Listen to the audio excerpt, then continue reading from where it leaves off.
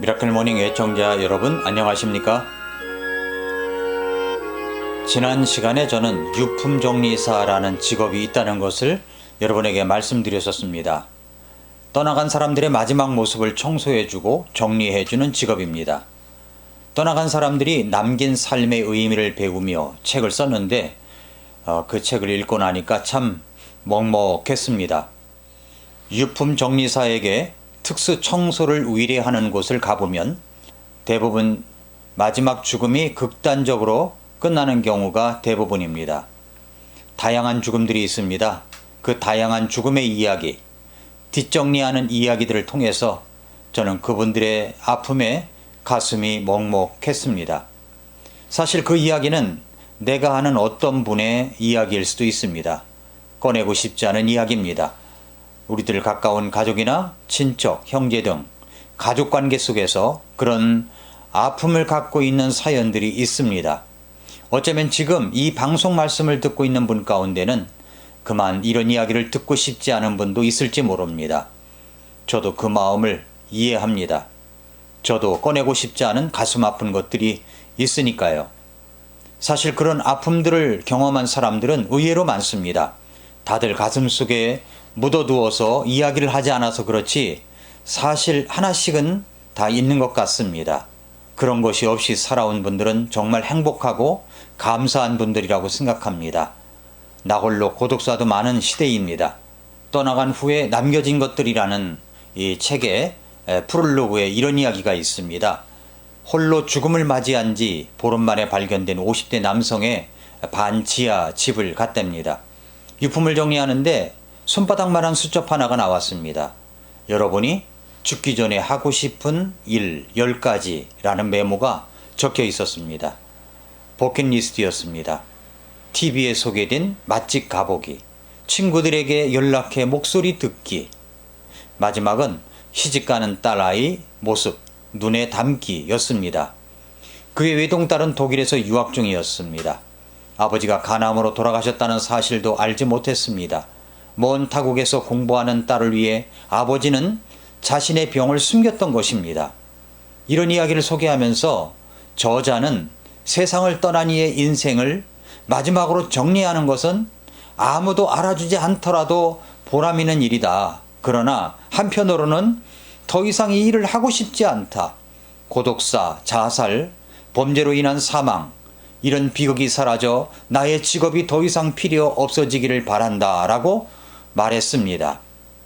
과연 그런 날이 올까요? 그러면서 내 가족, 내 이웃에 대한 관심을 조금만 더 가지자고 말합니다. 안부를 묻는 전화 한 통, 따뜻한 말 한마디가 누군가에게는 살아갈 힘이 될 수도 있기 때문입니다. 사실 포기하려던 삶을 다시 시작할 수 있게 하는 데는 거창한 도움이 아닙니다. 여러분은 소중한 한 사람이라는 사실을 일깨워주는 것만으로 충분합니다. 작은 배려와 친절도 큰 몫을 할 수가 있습니다. 여기 유품정리사가 떠나간 사람들의 흔적을 청소하면서 깨닫게 된 유품정리사가 알려주는 아름다운 마무리를 위한 7계명을 여러분에게 좀 나누고 싶습니다. 첫째, 삶의 질서를 세우기 위해 정리를 습관화하세요. 청소와 정리를 통해 버릴 것은 과감하게 버리라고 말합니다. 둘째, 직접 하기 힘든 말이 있다면 글로 적어보세요.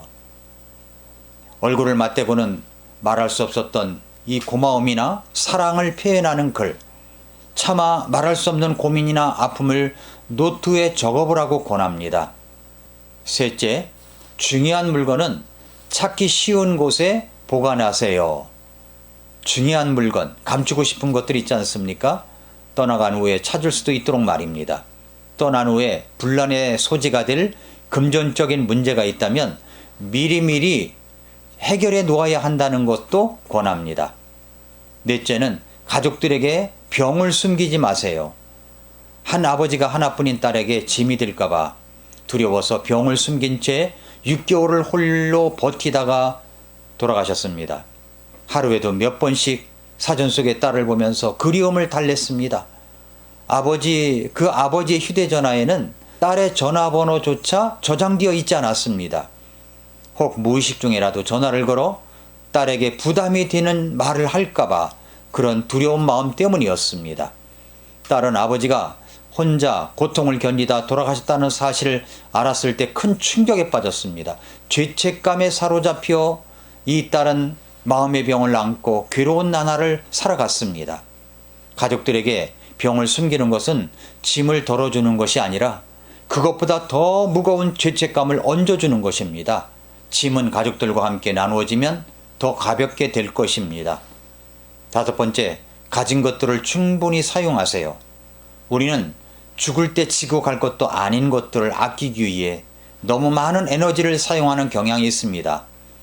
어떤 분이 이제 죽고 나서 유품 정리를 하다 보니까 새 물건이 그렇게 많이 나왔다고 합니다.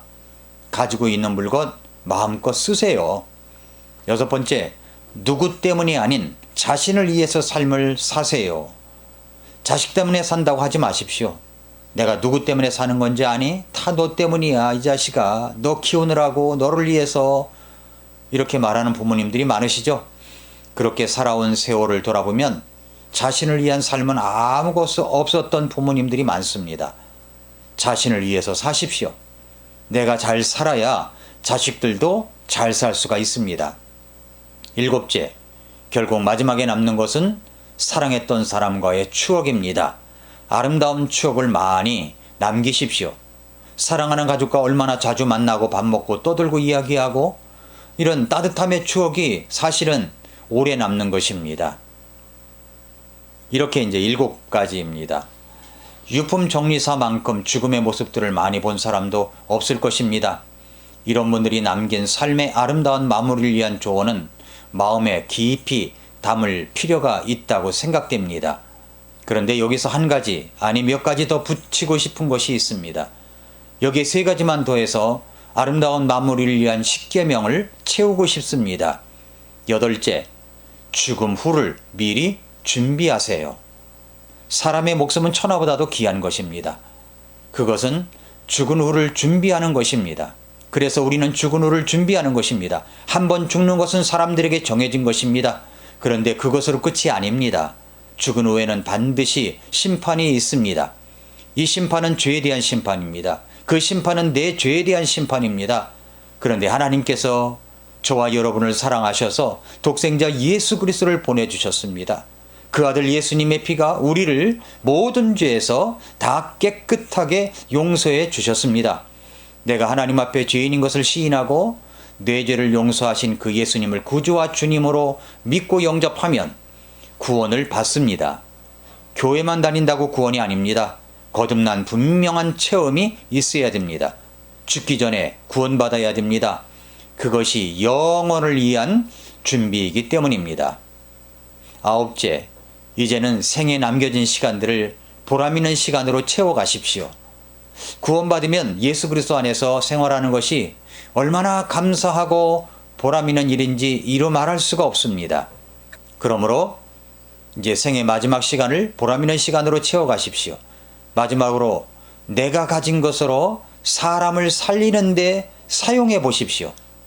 세상에는 담기조차 힘든 많은 고통스러운 일들이 일어나고 있습니다.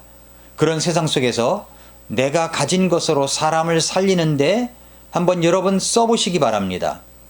재능이든 시간이든 지식이든 물질이든 그것을 사용해서 말입니다. 사도행전 3장에 보면은 성전의 아름다운 문 앞에서 구걸하던 걷지 못하는 한 사람이 있었습니다. 베드로와 요한이 지나가는 것을 보고 무엇을 얻을까 구제물을 요청할 때 베드로와 요한이 이렇게 말했습니다. 은과 금은 내게 없거니와 내게 있는 것을 가지고 내게 있는 것을 네게 주노니 나사렛 예수 그리스도의 이름으로 일어나 걸어라 하면서 일어나서 걷게 했습니다. 사랑하는 애청자 여러분, 인생이 정말 짧습니다. 모세도 인생이 70이요 강건하면 80이라고 했습니다. 그 이상을 산다는 것은 정말 보너스 인생을 사는 것이요, 그렇게 살게 해주시는 것은 보다 더 깊은 주님의 뜻이 있는 것입니다. 인생의 아름다운 마무리는 하나님 안에서 예수 그리스도를 믿고 구원받아 믿음 가운데 살아갈 때 가능합니다. 예수님을 믿고 구원을 확실하게 받은 분명한 확신이 있다면 우리는 이제 교회를 중심으로 교회가 센터가 되어서 주님이 교회에게 주신 사명과 비전을 함께 이루는데 힘을 모아야 될 것입니다. 그렇게 될 때 우리는 내게 있는 것을 가지고 그것이 어떤 것이든 우리 하나님을 위하여 교회를 위하여 드려지고 사용될 때 얼마든지 사람을 살리는 데 쓸 수가 있습니다. 그 일을 위하여 남은 인생의 의미를 찾는다면 우리 인생은 보람 있는 인생이 될 수가 있습니다. 사도 바울은 그런 험악한 인생 속에서 마지막 디모데에게 보낸 말씀에서 이렇게 이야기를 합니다. 디모데후서 4장 7절 8절에 보면 내가 선한 싸움을 싸우고 나의 달려갈 길을 마치고 믿음을 지켰은즉 이후로는 나를 위하여 의의 관이 예비되어 있나니 주 곧 의로우신 심판자께서 그날에 그것을 내게 주실 것이요 내게만 아니라 그분의 나타나심을 사랑하는 모든 자들에게도 주시리라 말씀을 하셨습니다. 사랑하는 애청자 여러분, 우리가 그렇게 선한 싸움을 싸우고 달려갈 길을 마쳤을 때 하나님께서 저와 여러분들에게 아름다운 상급으로 인생의 빛나는 상급을 우리에게 주실 줄 믿습니다. 오늘도 미라클 모닝입니다.